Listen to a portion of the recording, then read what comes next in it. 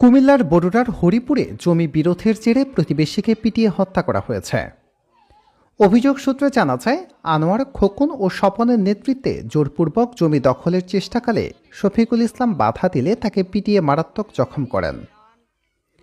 বৃহস্পতিবার দুপুর 2টায় শফিকুল ইসলামকে হাসপাতালে নিয়ে যায় পরিবার। পরবর্তীতে রবিবার দুপুরে ডিউটিরত ডাক্তার তাকে মৃত ঘোষণা করেন। একমাত্র উপার্জনক্ষম শফিকুল ইসলামের মৃত্যুতে পরিবারের শোকের ছায়া নেমে এসেছে। উক্ত ঘটনায় পুরো এলাকা জুড়ে চাঞ্চল্যকর সৃষ্টি হয়েছে। অভিযুক্ত পরিবার ঘটনার পর থেকেই পলাতক রয়েছে। মৃতের পরিবারসহ স্থানীয় জনগণ প্রশাসনের কাছে দ্রুত শাস্তির দাবি জানিয়েছেন। এ বিষয়ে বরুড়া থানার ভারপ্রাপ্ত কর্মকর্তার সাথে কথা বললে তিনি জানান, লাশ ময়নাতদন্তের জন্য পাঠানো হয়েছে। মামলা এজাহার বলে আইনানুগত ব্যবস্থা নেওয়া হবে।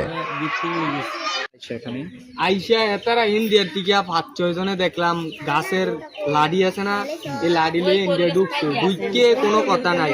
আউলা পাতিল্লা দাঁড়ে পাইছে তারে বুঝছে না, দাও আইসে ইয়াছে মানে বেড়ি এইতাছিল না, বেড়া বেড়ি এইত নেড়িয়ে চাইছে না, তারা শুধু আউলা পাইতে এদিকে শুধু গুছিয়েছে কোনো কথা। ওই যে মারা গেছে হ্যাঁ শুধু চাইছে, তারা বুক বেড়া মাথা বেড়া ফিরছে গুছিয়েছে লাইতেছে। আর হ্যাঁ ফুতে বাতা দিতেও গেছে সাইমনেরও এনে মারছে, মানে যে ধরছে তারাও মারছে, এনে বেড়া সবাই রে ফিরছে কমারবে। এই যে আরো মোটা মোটা লাড়ি আছে তারা তো এনা ইয়া তারা বাইক কেউ আসিল না, আইসে তারা মাইরা গিয়া গেছে। সৎ মার চাচা তো ভাই ওরা আর কবে মারধর করছে? কাল পরশুদিন মারধর করছে। আচ্ছা, কারা কারা মারধর করছে? ওই একজন হচ্ছে হৃদয়, রিহান, তারপরে খোকন, স্বপন, তারপরে আপনার আনোয়ার। আচ্ছা, কি কারণে মারধর করছে তারা?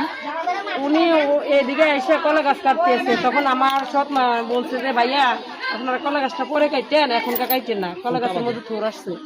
আসার পরে তারপরে এখনকার কাইতেন না, তারপরে উনি মানে বিশ্রী ধরনের গালাগালি করতেছে। করার পরে আমার আব্বু কইছে যে ভাইয়া এসব ধরে কথা বললেন না, এদিক থেকে চলে যান। এটা বলার পরে আমার আব্বুরে এই খোয়ার থেকে বাঁশ নিয়ে আমার আব্বুরে এলোপাতারি মারামারি করছে। আচ্ছা, কয়জনে মারছে? ওরা 5 জনে মারছে।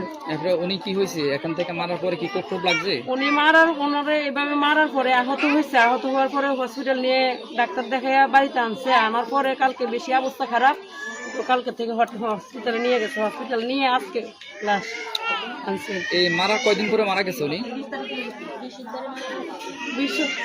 ধরে নি আজকে 3 দিন হয়েছে আর কি। আজকে 3 দিন। কোন হসপিটালে মারা গেছে? ইয়েতে গুমতি হসপিটালে মারা গেছে। লাশ নিয়ে আসার পরবর্তীতে মানে যারা মারছে তারা কি এখানে আসছে? জি না, আসে